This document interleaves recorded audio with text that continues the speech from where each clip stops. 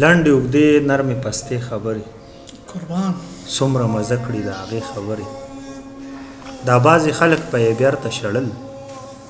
که چرې کولې شوې کعبې خبرې د قیامت ورځ به وي غزلې به وي دا چې مې لیکي پرښتې خبرې دا نیمه شپه او خوبولې سترګې عباس په مړ کې د غمړې خبرې